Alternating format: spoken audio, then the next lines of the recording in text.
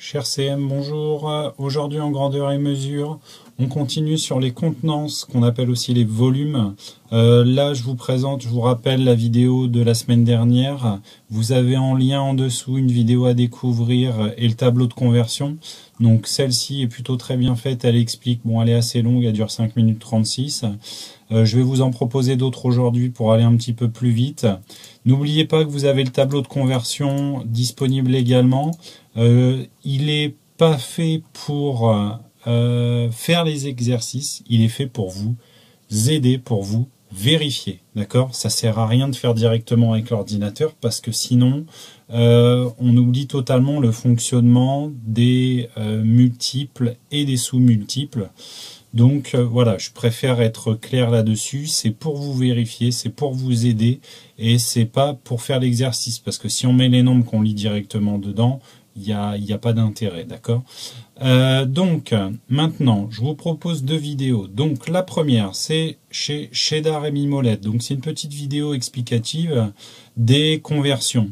Ensuite, il y en a une autre que je vous propose ici, qui est relativement intéressante parce qu'elle reprend la même formulation, la même illustration que dans la vidéo de la SECPA de Tourcoing, il me semble. Et l'avantage, c'est que vous avez, regardez, voilà, vous avez à nouveau les représentations des différents contenants et vous avez aussi le tableau qui est représenté. Remarquez qu'ici, les kilolitres n'ont pas été représentés.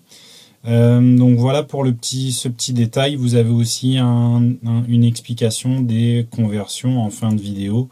Voilà, donc ça c'est un petit rappel avant de vous lancer dans les exercices. Je vous conseille de revoir cette vidéo là. Si vous n'avez pas beaucoup de temps, je vous conseille de regarder cette vidéo là qui dure un peu plus de 3 minutes. Après, si vous avez le temps, n'hésitez pas à revoir à nouveau celle de la semaine dernière, Cheddar et Mimolette, et puis celle-ci. Donc voilà, et puis maintenant, place aux exercices. Donc en CM1, vous avez quelques exercices à réaliser. L'exercice 3, page 131, le 5A, j'insiste bien pour dire que 5, liste A, et les problèmes 7 et 8.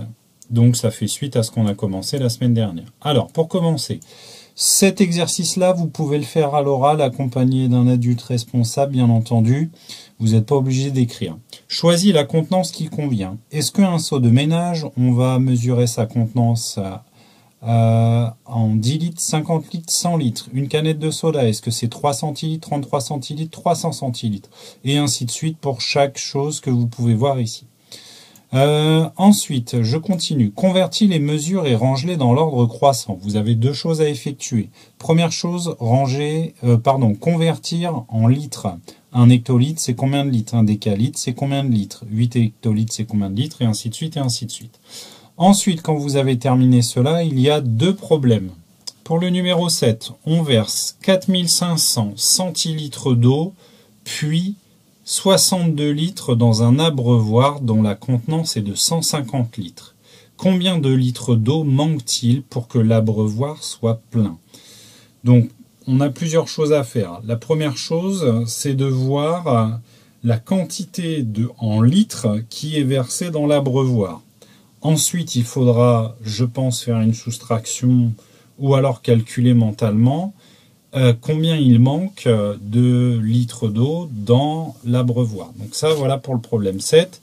Maintenant, pour le problème 8. Pour son goûter d'anniversaire, Manel a servi 36 gobelets de 25 centilitres de jus de fruits. Combien de litres de jus de fruits a-t-elle servi? Alors là, il y a plusieurs manières de résolution.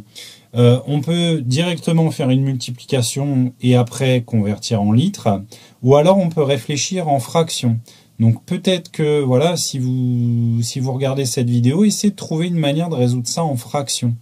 Parce qu'il y a quelque chose à voir justement avec 25 centilitres par rapport au litre. Il y a une fraction en rapport avec justement le litre qui va permettre de trouver rapidement la quantité en litres. D'ailleurs, même mentalement, on peut trouver la réponse. Donc voilà pour vos petits problèmes. Quand c'est fait, vous pouvez m'envoyer toujours le tableau de conversion ici qui est disponible aussi en version numérique. Pour les CM2, quelques petits exercices, 3 exercices et un petit problème. En premier lieu, l'exercice 3, il faut trouver l'unité appropriée pour la mesure. Est-ce qu'un seau, ça mesure 10 centilitres, 10 millilitres, 10 litres, 10 hectolitres? À vous de mettre la bonne unité. L'exercice numéro 3, vous pouvez le faire à l'oral, d'accord? Vous n'êtes pas obligé de m'envoyer, puisque vraisemblablement, les réponses, elles sont, je pense, pour un adulte, évidentes. Ensuite, convertis ces mesures en centilitres, puis compare avec supérieur, inférieur, supérieur ou égal. Que je vous dise pas de bêtises, ça sera mieux.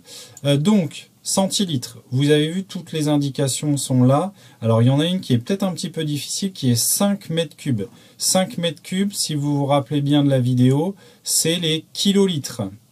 Autrement dit, 1 mètre cube, c'est 1000 litres. Voilà, c'est qu'on considère que le mètre cube, c'est 1000 litres, ça tient dans un cube de 1 mètre sur 1 mètre sur 1 mètre. Voilà, donc ça c'est pour la petite histoire du mètre cube si vous avez besoin.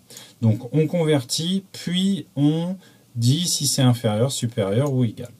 Ensuite, des conversions toutes simples, on vous donne un départ, vous avez une unité de mesure à l'arrivée, à vous d'écrire la bonne mesure. On retrouve encore les mètres cubes, mais bon, pas d'inquiétude, c'est la même chose que là. Ensuite, il faut 5 verres de 30 centilitres pour remplir un pichet. Quelle est la capacité de ce pichet en litres? On attend pour la résolution du problème, bien entendu, les calculs et une phrase réponse. Bon courage à vous, et puis je pense que ça ira bien. Prenez bien le temps de réaliser celui-ci, hein, ne vous précipitez pas, sinon vous allez à la catastrophe.